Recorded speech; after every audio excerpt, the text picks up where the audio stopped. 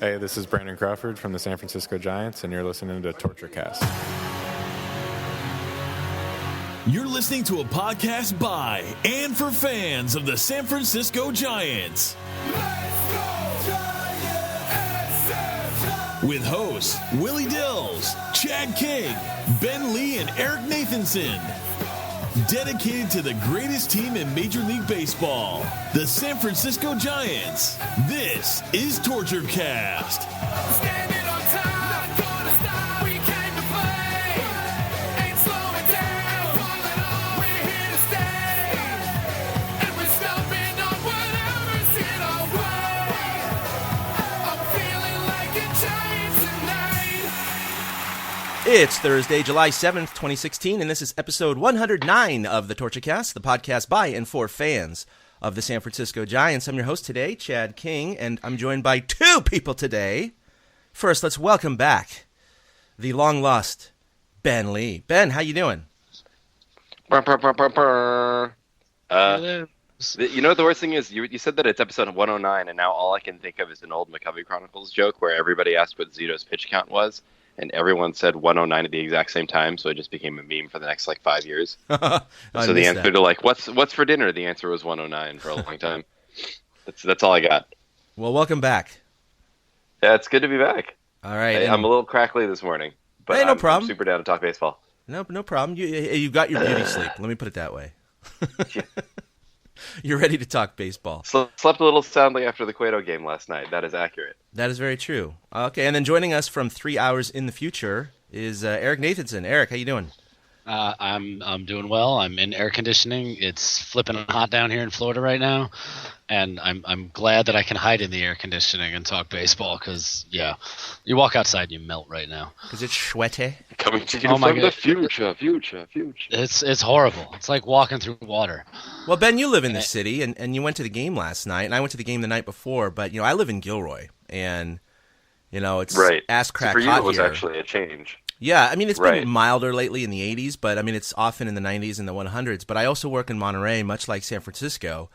The microclimates are incredible here in the Bay Area. I mean, in my 45, 50-minute drive, I can go from Monterey, let's say it's a high of 59 and cloudy, cold, everyone's got jackets on. I get home, it's 100. I mean, there's easily can be a 40 to 45 degree swing on the most extreme days. But you don't get that in Florida, do you there, Eric? Obviously. No, Yeah, it's always 109 here. It's 109. It's 109 degrees, and we didn't drop below 80 overnight. Yeah. And that's crazy. oh gosh, Yeah, but it's funny you say that. I watch the games, and you guys say you were there the last two nights, and I see people bundled up. Oh, it's been everybody cold. seems to be chilly. Mm-hmm. That's why, when I first went out there, I expected that. It's cold at the ballpark.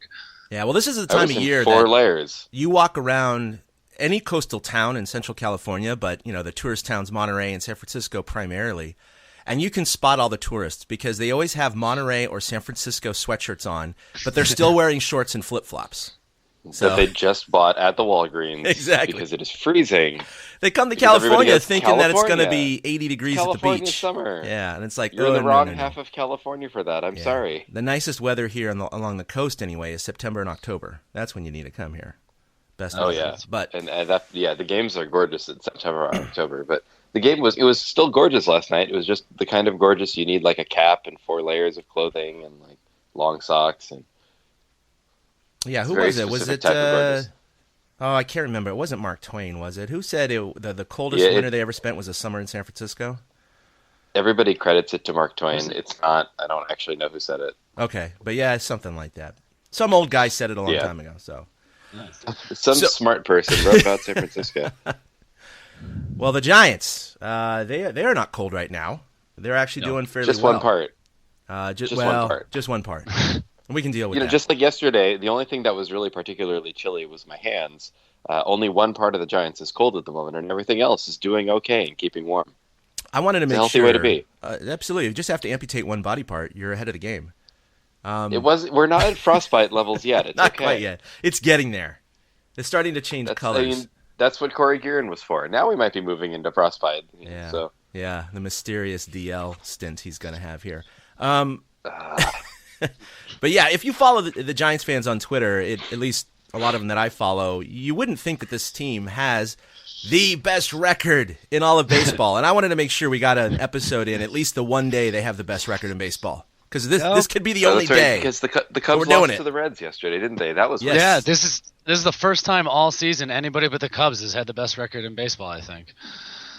And it took the Reds to do it. Thanks, Adam Duvall. Yeah, You're thank you, still Duvall. doing good for us. And you're in the All-Star game. Ugh. Anyway. Adam Duvall in the All-Star game. I don't think anybody in the Giants saw that coming a couple Never years saw ago, that but coming. it's nice. But good it's for nice. him, though. Yeah, good for him. But yeah, we're almost at the break here. This will probably be our last podcast before the All-Star break. So it's a good, I think, reflection point in the season. But Ben, what do you think? I mean, there might be an obvious answer, but I don't think it's the full answer. But what do you think the top maybe 2 or 3 keys to success for this team have been so far? I'm sure the bullpen is number one. Do you want me to start with the obvious one? Okay, yeah, bullpen is the obvious one. So there it is. The thing is, I think it's going to come down to, I think Bobby Evans is going to be one of the keys in this case because you're seeing the bench get really rapidly depleted. Obviously, people are out here and there, and even though they're still holding it together, you're getting really great surprises like Grant Green. It's still it's one of those things where just the right piece or just the right move could really help the team solidify up. And so usually you think that one of the keys is going to be the way that the players are playing, but I think that one of the keys in this case is going to be Bobby Evans trying to figure out how to either replenish that bullpen or bring in someone that can help keep the offense moving a little more smoothly. That's going to be able to kind of keep everything going. And if you have to look at one, right now, obviously everyone is going to be looking reliever. Mm-hmm. So, I think that one of the keys is going to be the offseason move. I think one of the others, though, is actually, and I hate saying this, but it's going to be don't rush the guys who are hurt. I think that because the team is holding it together right now, and because you're still seeing, even though the problem is the bullpen is trending downward, and that's making things look a lot worse than they are, the offense is still moving. The fielding hasn't necessarily gotten much worse, especially with guys like Mac Williamson and Wright making circus catches all the time. So the key, I think, is going to be making sure you don't rush somebody back sooner than they're ready and ending up losing them again for the rest of the season. We're not desperate to get Hunter back, although we're hurting a little without him. We're not desperate to get anybody else back necessarily, but like if Panic's got a concussion, you know how long those can take. Don't rush him and screw him up in the future just to try and get a squeeze in now when we've got like serviceable, we're going to make it in the meantime options. The goal isn't necessarily to have the best record in baseball; it's to win the NL West. So that's me. Don't rush guys. Bobby Evans and obviously bullpen. Well, I could say that for 30 minutes and it would be a solid podcast. That'd be solid. Commentary right now. We could do an entire podcast on the bullpen right now, just probably. On the bullpen. We could just say the word bullpen in a row for 30 minutes and we'd have made salient Giants commentary. Yeah. Yes, but then we would all be crying afterwards. What about True. you, Eric? Let's talk about something. Someone well, else. It's funny because the things that you mentioned with not rushing the guys back from injuries is part of what I think is the key to where they are now. The Giants have depth all of a sudden, and guys like you said, Mac and Parker, they're stepping up. Trevor Brown's been a solid backup as the catcher, which allows other things to happen. Pena, Grant infield Green, depth. It's weird. Yeah, Connor Gillespie has made himself a player I think that could play every day if he needed to at this point in the season. He's been able to get the bat on the ball pretty good. Adrianza and Tomlinson were the backup infielders, and now it's Gillespie Green and Gillespie and started, right, and Grant Green and Tejada, Ruben Tejada. Who that ever thought that Ruben Tejada? I was actually looking at the team last night, and everybody's like, I don't know half the names on this list. I looked back, and I was like, Tejada was hot shit with the Mets for like 4 years, man. Yeah, he was the one that got broken in the Utley slide. Yeah. But that's what's really kept them going is the depth and the fact that starting pitching really hasn't suffered injuries. Yeah. Bum and Quay every 5 days. Well. Yeah, PV Kane's the only one, and he's supposed to be back after the All-Star break. And even then, Suarez did a good job stepping in and starting for him. He left with the lead in 5 of his 6 starts. Now the Giants lost 4 of his 6 starts, but he left with the lead in 5 of his 6 starts. Yeah. So he was doing his job. So I think depth has really put them in this position that they're at. It's really that, and the fact that Brandon Belt and Brandon Crawford, I think, have really carried the team. Banner years for both of them, for sure. Yeah. They really are standing out to me as keys to the Giants and their success right now. Yeah, I mean, some of these guys, like you said, Tejada and Pena and Green and Gillespie and Parker and Williamson. I mean, this is insane. I mean, this is the Sacramento River Cats playing for San Francisco right now. Mhm. It really is, but they're performing. This is Giants. This is what we like to call even year bullshit. Even year bullshit, yeah. And Pena's hitting 400. Green's at 320, for God's sakes. Right? And Gillespie, he's at 267, but I think he's been hitting over 400 the last couple of weeks because he was way down in the low 200s, below 200 before that. So, and he's got 86 at bats, so he's starting to get a healthy number. Parker's 258 at 97 at bats with 5 bombs. I mean, these guys are performing admirably well. But like you said, we cannot rush the starters back because the fingers are in the. Oh boy, that's not a good analogy. Stop right there. Stop right there. The tape is on the. Never mind. They're holding together very well. We're holding together. Yeah. They started the year with 4 outfielders. Yeah.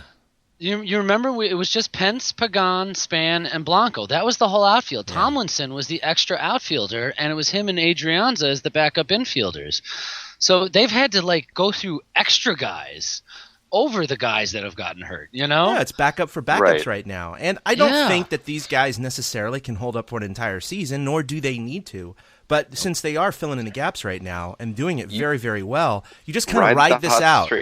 You ride it out until these guys are healthy, are going to come back without immediately having a setback, especially with Panic's concussion. We saw what happened with Belt last year. And it keeps your plans a little smoother than suddenly having to change things at the last minute because, whoops, setback. It's not going to do us any good to have guys come back for all of 10 minutes, get themselves hurt, and then end up going again. And these guys are getting valuable experience too, which is only going to help them down the road, especially when they're assumedly called back up in September when they expand the rosters. These guys will be back. Almost certainly. There might not be room for some of these guys because of the 40-man roster. Because of the 40-man roster, yeah. Right. Mm-hmm. Pena might not who did hang we have around to, because of that. Tejada? Who did we have to 60-day to get these guys up? We had a 60-day a couple of people, right? So we have at least...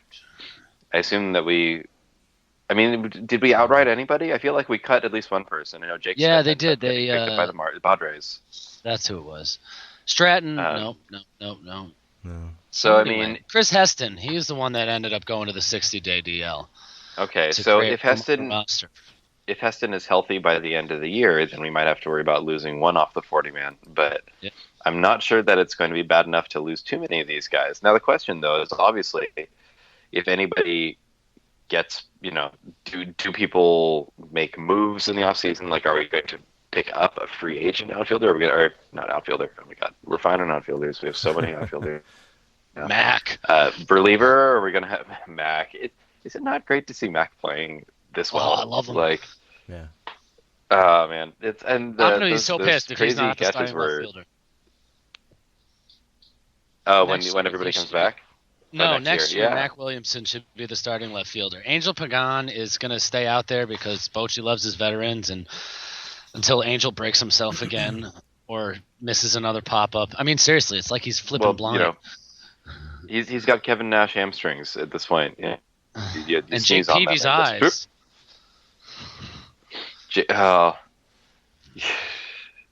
Sorry, I'm just imagining Jake Peavy's eyes turning and looking at Angel Pagan's hamstrings and Angel Pagan falling over. That's not how that was supposed to work in my head. Yeah, but you mentioned, and all these guys will come back and be fresh, like Pence, like Panic, like Tomlinson as a backup, like Adrianza even possibly as a backup. They'll all come back and be fresh towards the end of the season, and that's kind of like a trade. Bullpen is where you still have to pay attention to it. Mm-hmm.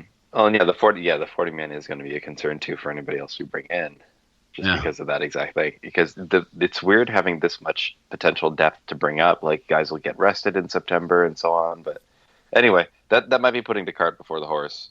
But it is absolutely true. The depth is crazy on this team right now. Looking at how many people we've had to pull up, and the fact that we're still kind of at least treading water, if not better. Oh, they're doing And better. it's definitely and the nice offense thing isn't the problem. Yeah, they're doing better. And then we got the All-Star game now coming up, and the Giants had 3 guys voted in, and belts on the final ballot. How'd you guys feel about Bum, Cueto, and Posey getting the vote in, but Belt being on the final ballot, and no Crawford? Yeah, no doubt those 3 deserved it. Was really, really surprised about Crawford and Belt. I thought one of the 2 would make it. Maybe not both. There's limited room. I get it, but was really surprised by that. They're having crazy seasons, though. I mean, yeah, I think, weird unfortunately, the vote for Addison Russell All really right. screwed everything up. Because Corey Seager is very deserving. I don't have any problem with that. But, yeah, Addison Russell, he's hitting 242. This is just what happens when a team is on a hot streak and their fans mobilize. The Giants have done it, Yeah. So yeah, we've been on the other side of that, so Yeah. I can't 2012, really be I feel upset like we about it were. per se. yeah. And the Cubs absolutely have things to be happy about. That's that's how things we've seen this before with somebody getting in, like a first baseman who was terrible getting into the All-Star game because the votes pushed him there. It's going to happen again. It'll happen in the future as long as there's a voting system. And if Addison Russell is in there because Addison Russell at defense and everything else is contributing to the Cubs staying almost on top of the division until today, then so be it. I just have to say the part Cubs- of this is a fan popularity vote. It is, and that's the mixed message I think Major League Baseball is sending to everyone, to both the fans but also the players themselves. On one hand, they say, hey, fans, you get to vote for whoever you want, and, whoever's the most popular is going to start because it's your game. But to the players, yeah, fuck you, this is going to count for home field advantage in the World Series. Don't screw it up. Right. I mean, I've never liked this whole this time it counts. That tagline that first year they put it in. It's like, well, how can you say it counts? Because I was asking, I was in the press box on Tuesday night, and I was sitting next to Ryan Leong again, and we were talking about the All-Star game, and he hates it too. I said, think about this. If you were really trying to win the game, and you started a Clayton Kershaw, or a Johnny Cueto, or Madison Bumgarner, or whomever. Why would you not run them for 9 innings? Why would you pitch them 2 innings? Right. That makes no that's sense. not So fair. if you're supposed to manage to win, you would actually use fewer players than what they end up doing. But they have to balance trying to win the game with also trying to get everyone in the game. So Addison Russell after the first inning. No, as soon as his turn comes Yeah, up. well, No, it's funny because it's weird. Craw doesn't even have a chance to get in because Matt Carpenter of the Cardinals just got replaced by Diaz, the He shortstop had to of be. the Cardinals. Right, because the Cardinals only had him on the roster, and they need to keep their one representative. Mm-hmm. So there's absolutely no shot for Crawford at this point, which I think is good because he has played the most games and probably the most innings this season of any Giants player. So I don't mind That's a seeing good point. Brandon Crawford get a break. I honestly don't mind it if Belt loses the final vote and he gets a break too. Those 2 guys have been the horses. They've played 83 games each. Yeah. 84 Yeah, I think a lot. games each. Look at that. The 2 most played appearances. Yeah. I went in the club. It was really strange because I totally forgot that the All-Star selections were being announced on Tuesday evening. And so I got to the park early and went in the clubhouse to try and snag some interviews. And I happened to come in, and I mean, usually there's like 2 or 3 reporters in there. There were like 20 reporters in there. I'm like, what the heck's going on? Well, everybody was watching the All-Star selections. And then immediately going to the players and asking them questions about, how'd you feel about this and what about that? So it was strange to actually watch the players watch the TV and react to certain things. You could just see some body language. Crawford did not, let's just say he didn't react strongly because he's just a calm, quiet guy. He's just the most mellow dude ever. So he was hard to read, but, I mean, he didn't, throw his cleats or anything. Right. But, they went over and asked him, and yeah, he's like, hey, it's All-Star game, it's whatever, it's disappointing, but, it is what it is. So. And it's not like the first thing we expected from Craw was to be pissed about an All-Star selection. Yeah, could you imagine? It just doesn't jive with what we know about him. I wonder what his arguments with his wife are like. I don't know. I mean, I'm kind of arguments with upset. And I mean, I feel like any baseball player or athlete is going to get a little bit fiery, but just Crawford just seems like much less. Yeah, just much less on a couple logarithmic scales. The quietest. Yeah, I mean, you're right, Eric. It's not the worst thing in the world to not have a couple of your infielders, especially Belt, who's subject to so many injuries all the time, just his klutziness in general. I mean, you know that somehow one of the other All-Stars would manage to hit Belt in the head with an errant throw during fielding. Yeah, Something like that would happen. It'd probably be a Dodger. I don't know. And Crawford might be too distracting to the fans with his flocks of hair flowing in the wind. Yeah, we're already doing them a favor by not sending Angel Pagan. So yeah. Doing them a favor? Yeah, because Angel Pagan is going to distract everyone. Have you seen those smoky eyes? Yeah, no kidding. So. Wait, it was pointed out the other day, Buster, when he takes off his helmet, his hair is like in place all the time. When he's behind the plate, he rips off that thing and his hair is like in place. And people are starting to be like, how does he get that? Like, I think that they've got this whole secret like hair club. They were talking about that this morning on KNBR, and it's totally true. I mean, he's wearing a helmet the entire game, right? He rarely wears a hat. He's wearing a catcher helmet or a batter's helmet, and every time he takes it off in between innings, his hair is like perfectly coiffed. I don't understand. I don't know what's going on there. Yeah. Aquanet. He's a real superhero. He is. He's like one of those Lego guys with a snap-on hairpiece, It's just perfect. Plastic toupee. No, it's funny. Pagan, he's an interesting fellow. You see him get into that scoff with Hundley the other night? Oh, with Hundley? I still don't know what it was about. Some fans were writing in about they were reading lips and it was all Hundley, but Bochy, he didn't know. He said, I honestly don't know what happened between the two of them. But he kind of just chalked it off to what like I think happened? Pagan is just, he's that guy, right? I mean, there was the gum incident with Norris and there were other issues like that. He's just a fiery guy. Hundley was probably yapping at him, and Pagan was tired of it, and then the bench was getting on him. The Rockies bench was getting on him. And then after he struck out, Hundley still yapped some more, and Angel decided to turn around and scream at him when he should have just gone back to the dugout. Yeah. You struck out. You know what I mean? Like, you lost. And dropped his helmet. He swung so hard. Right. He looked foolish. He did. Just go back to the dugout. It's not a place for that. I hate when he does that crap. Yeah, no, I know. But, on the field for batting practice, I was trying to take some pictures, and I was up there on the warning track, and he comes waltzing by, and he just stops right in front of me, drops down his helmet and his bat, and he starts playing with his batting gloves. And it's just like he's 1 foot away from me. I'm like, why are you standing right here? I'm not by anyone, right? And then he just kind of goes, hey, how you doing today? How's that? Doing well. How about yourself? He's all, pretty good. Picks up his bat and walks off. I was like, what was that? Very awkward. That is exactly how I picture him. That is pretty much mental Pagan image in a nutshell.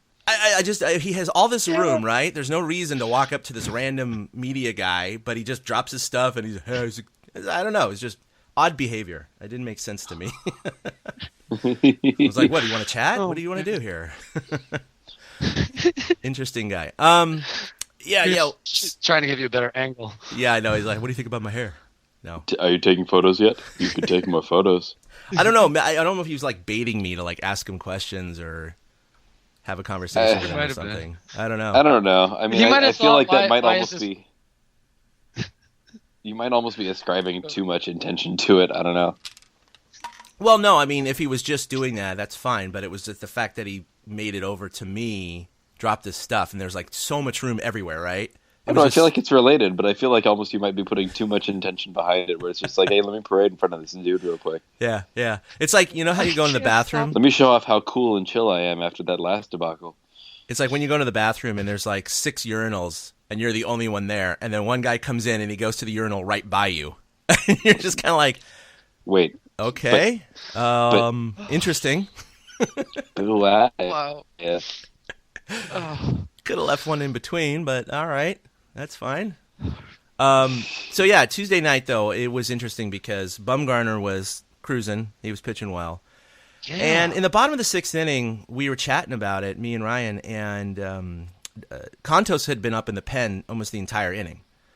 And Bum was on deck, and, of course, who was it ahead of him? It's Gillespie or whomever, drew a walk. And it was interesting because we were having this conversation, and I said, well, if Gillespie gets on with 2 outs, I don't think he's going to pinch hit for him because there's 2 outs, right? But if he's going to hit Bum, I know he didn't use the DH when he pitched in Oakland, but if he if he lets Bum hit, he's only at 96 pitches. He's got to let him pitch next inning. And Ryan actually was spot on, and I was surprised because I've never seen this happen all season. And Ryan said, "Nah, I think he'll let him hit because he'll figure, well, he's the best shot the bench has for running into one." Yep. And then pull him anyway because Contos was still throwing. And I said, "You're right. Contos is still throwing when Bum was going up." And I was like, "This is weird." Mhm.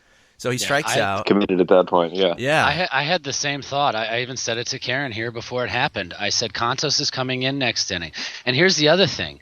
Had Gillespie or whoever it was gotten a double or a triple, I think Bum would have been pinch hit for, and they For would have just put a base Tejada hit. at the plate. Yeah. Yes, I they agree. would have just needed a base hit. But because it was just a guy on first, he sent Bum up there because he's the one who's more likely to shoot a gap or put it over the fence. He has more power than most of the bench. Than literally At this point, anybody yeah. else who was on the bench that night. Yep. Yeah. So I think that's what the decision process was. Now, it was Why just do you interesting because the press box, everybody was like, you just heard whispers. Even Marty Lurie was behind us to the right a little bit. And he goes, "Oh, this is interesting." He was looking it up. He's like, Bum hasn't pitched less than 100 pitches in like 13 consecutive starts.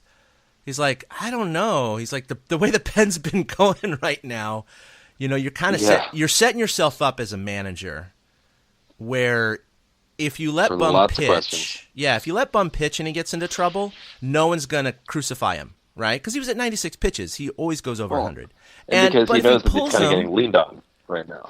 yeah, and if he pulls him, though, and he puts the pen in and they blow it, then everybody's going to come down on him. Now, I know Bochy's not concerned about what the media thinks. I understand that. But at the same time, and his post-game answers were pretty standard. People were like, "Well, why'd you pull him? He was only at 96." And he's like, "We've been riding him pretty hard, and, he's going to pitch again before the All-Star break. So he's not going to have a normal All-Star break where it's extended rest. He's going to be on normal rest throughout the entire break. So he doesn't get a big break like all the other pitchers." So he said, "Yeah, we've been leaning on him hard and we need him so down the stretch. So yeah, I just decided to pull him then, and that's it. That's my decision, and it didn't work out." But that being said, I mean, I know it's an accumulation of innings, but one extra inning or a couple extra batters, I'm just surprised. I'm still surprised he didn't let him start the inning. If he gets into trouble and one runner gets on right away, boom, you pull him, right? But it was just the way it worked out. I was a little hesitant, and then, of course, Contos comes in, single, fly out. Then Javi comes in for the strikeout, and you're like, oh, they might get out of this. And then they had that chopper that off of Guerin that Gillespie couldn't handle. Well, he handled it, but he threw and pulled Belt off the bag. And then, of course, the hanging slider to Arenado sealed the deal. And the whole – it was just amazing to look around, and everybody in the press box was like, fingers on keyboard. Da, da, da, da, da, da, da, da, da. It's just one of those moments. Everybody had where, to rewrite the game story. Yeah, and it's tough because the bullpen was not horrible before 3 weeks ago. It was okay. No. But this stretch, the last 2 or 3 weeks, has been horrendous. They've blown six saves in their last 9 games before last night, because of course that was a complete game. They've blown 17 saves this year, which ties the Reds for the most in the league. That doesn't mean they've lost all 17 games. They've actually won 8 of those, or 8 and 9. But if they're closer to the average of maybe 10 or 11 blown saves, you might figure that's probably another 3 wins in that ballpark. So they have a 6-game lead on the Dodgers right now. There's every possibility if this bullpen had been performing as average as it had been before, they could have a 9 or 10 game lead on the Dodgers right now. And all that being said, they still have the best record in the majors. So, this is crying about little small things. I get it. But what are they going to do about the pen down the stretch? Because Corey Guerin is on the DL with shoulder soreness. They talked about just resting him a few days or through the break, but they decided to shut him down for 2 weeks. There's a lot of talk about going after a reliever before the trade deadline. That's not going to be cheap. So my worry is they bring someone in and they sell the farm for it. Now, I don't know if I want to see that. I actually do think they need some help, but I don't think they need an Andrew Miller or a Aroldis Chapman or some superstar to solidify their pen, because it's not just one guy that's faltering, right? So you can bring in one superstar, it's going to help, but if the Corey Guerins and George Contoses still can't not hang sliders, then you're not going to do much better. The whole team needs to get better. Some of it is on Bochy, though, because I think he's horribly mismanaging the bullpen this year. For some reason, he feels the need to go lefty, righty, and bring everybody into every freaking game. I don't understand if he's going to pull the starter after 6 innings. Say PV goes 6 strong and he leaves, and the Giants have a 5-2 lead. I don't know why he doesn't just throw Derek Law in the 7th, Sergio Romo in the 8th, and Santiago Casilla in the 9th. They seem to be their 3 best guys. And then if things go haywire, you start, bringing in guys. But there's nobody that seems to have any defined roles in this bullpen. He seems to just go on a whim. And I don't think it's helping the psyche of the bullpen pitchers either, because Bochy doesn't, it's predictable, but it's not, because he doesn't have like Derek Law is getting lost. Why isn't he getting more work when his sinker is on? It's just oof, and he can get that ball up there fast. But for some reason, like, he'll disappear for 5 days, and Bochy won't pitch him, and he'll keep going to Contos and Strickland. And he needs to stop going to Strickland. Oh man, he was batting practice on Tuesday. Holy my moly! God, everything. That was awful.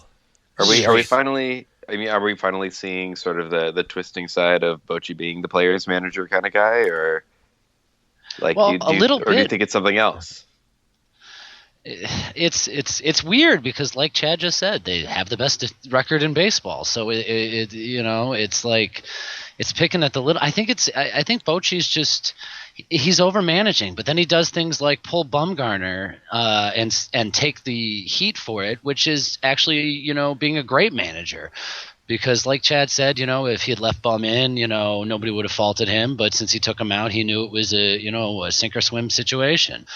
I don't know. I think Bochy, I don't know if he's just happy to be walking out there 18 times. It's tough to tell, but they're not performing either. And that's why he has to keep going back out there and try to figure out what the right combination is. There were some telling comments, afterwards. Bochy's really good answering questions. He never gets too annoyed. I mean, he has the Bochy stare and the Bochy grumbles, but he doesn't attack anyone. He doesn't patronize anyone. He still answers the question. You can see some linings in certain emotions, but he said, look, things haven't worked out, and we have used different players in different spots. But he said, bottom line, it's inconsistencies, and this is the big quote I thought. He said that no one's grabbing the mantle. It wasn't those weren't the exact words, but basically he was saying no one's staking their claim. No one's stepping up. Everyone's failing, no matter who he puts in.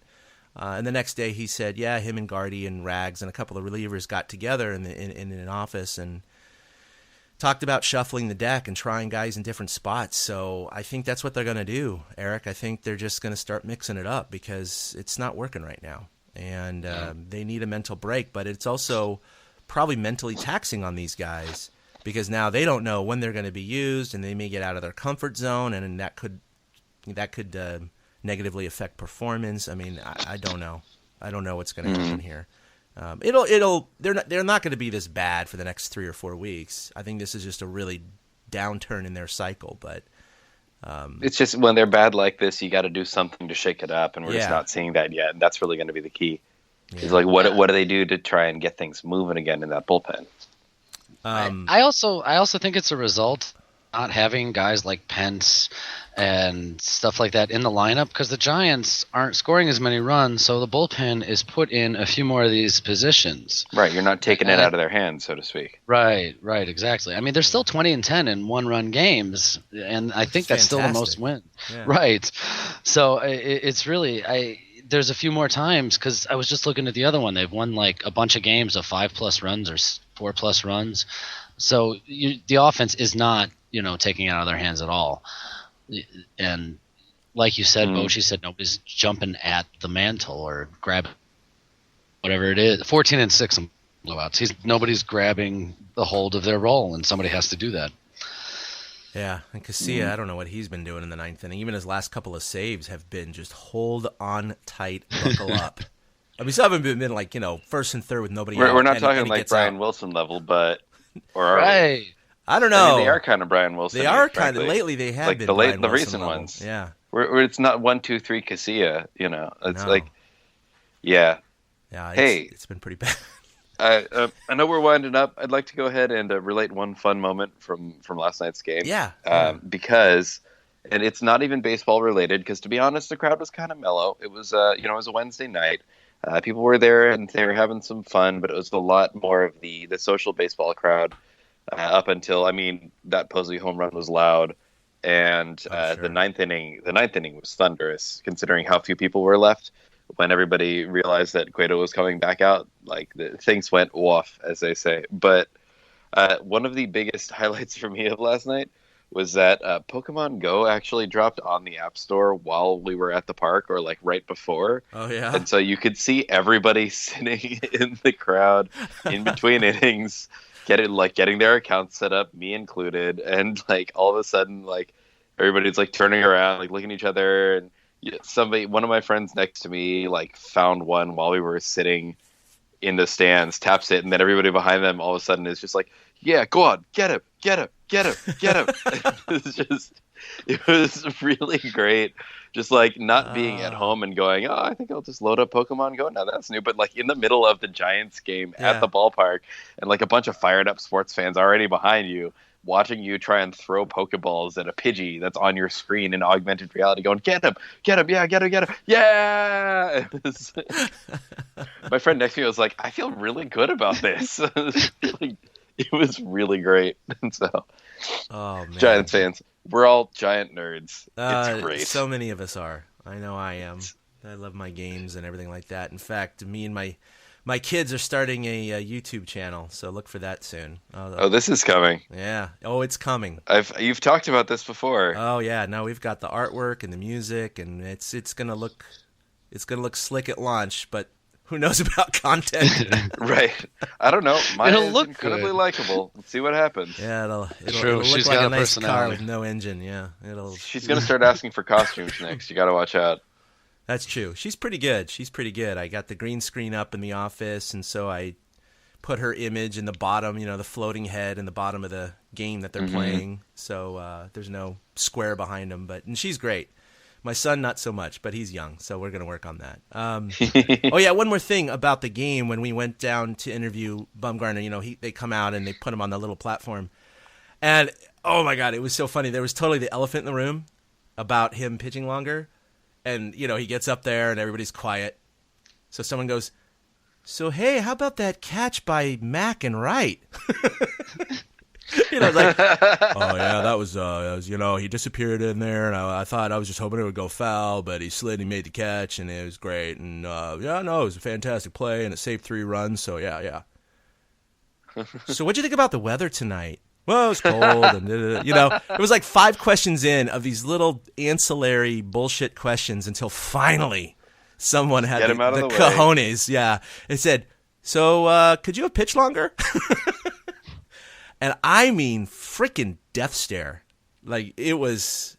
This is why he didn't know it was coming, though. Yeah, I know. He didn't know, of course. And he paused a good 2 to 3 seconds, stared right through the reporter's soul, and said, I would never tell you if I could or could not pitch longer. And that was it. And it was damn! I think that's why everybody danced around it, because most of the regulars know Bum's not going to answer a question like that. No. He's just never going to betray Bochy. He's never going to betray the confidence of any teammate or coach. He's just that's the that thing. guy. He's either going to step on his manager's toes, or he's going to signal to the opposition that he was tired and that maybe he has a stamina problem. So either way, he cannot answer either way. So yeah, That's how he feels. and that's why he said, I would never tell you if I could or could not go longer. And it was yep, there it is. Sweet. Anyway, that was fun. So yeah, we got to wrap this up here. But coming up, we got 3 against Arizona that got an off day today, so they'll hold the best record in baseball for about 24 hours at least, which is kind of cool. Well, maybe the Cubs play tonight. We'll see. Maybe 24 hours. Right. Well, maybe tied for. And they'll The be Cubs in have- the Cubs have first 2 place at rainouts the to break, deal with. right? I mean, That's a I guarantee. think they they have to at this point, right? Yeah. Less than 6 5 games up. left. Yep. There we Yeah, go. they're 6 up with 3 left. There you go. So that's nice. That's really nice. And Dodgers first half play winners. 4 in San Diego. Yeah. Dodgers have 4 at home against San Diego. so, Eric, you tweeted out yesterday that you were standing firm, or that I am. 94-win prediction was looking pretty good. And then I looked at the math and realized even to hit that pretty lofty goal, because what did I say? Did I say 92 or 93? I have to look back at the notes. But I was similar to you. They would only have to go 40 and 35 the rest of the way, which that's pretty remarkable. You know, even if they go 500, they're going to have more than 90 wins. Yes. Yeah. That should be enough for minimum wild card, and it could be enough for the West. We don't know yet, but It could. It's going to depend on the moves towards the end of the season, Yeah. I think. that's I pretty think- remarkable. I think they're going to run away with it. I think Well, this that'd is going to be be like nice. 2012. It's going to be wrapped up early. I think Yeah, the no. Giants are going to run away It's with the funny, in division. 2014, they had as much as a 9-game lead, and of course they lost by, 8 games Yeah. to L.A., but of course we all Right. know what happened. Didn't matter. Right. Right. They still marched through. So, something like that still could happen this year. I mean, hopefully not, but it could. But I think the Giants are almost a lock. I think they're something like 80-something% on the RPI board for making the playoffs. They're pretty high up there. So they gotta really tremendously fall on their face to not make the playoffs. And they have, hopefully, their starters coming back here, trickling back in over the next 2, 3, 4 weeks. And hopefully they'll be at full strength with the reserves coming up in September. But that'll about do it for episode 109 of the TortureCast. You can check out our website, torturecast.com, like us on Facebook, and follow us on Twitter at TortureCast. You can also follow us individually. I'm at ChadK21, Ben's at Fried Duck, and Eric is at 2 Out Hits with the number 2. And you really don't have to follow Willie Dills at this point. He won't notice. How many's he got now? I don't know. He's got like 12,000 or something. If you guys don't know, he does a bunch of gaming crap, but yeah. Yeah, I hit 1,000 and I got happy. Then I looked at Willie's. Yeah, and you go, wah, wah. Uh-huh. So I'm hoping to be at the game on Sunday night for Sunday Night Baseball where Bum throws again. And I was going to reach out to you, Ben, to see if you wanted to come so we can talk offline. But look for coverage of the game on Sunday. And, of course, the All-Star game is on Tuesday night. So for me, for Eric, and for Ben, we're signing off episode 109. We'll see you next time. Squirtle, I choose you. Boom! A big thank you to everybody for listening to the TortureCast, the podcast by and for fans of the San Francisco Giants. Follow us on Twitter at TortureCast. You can also like us on Facebook or check out our blog at torturecast.com. I also want to say thank you to Ashcon and Bailey for letting us use their song Feeling Like a Giant for our intro. For Ben Lee and Chad King, my name is Willie Dills saying, we'll see you next time.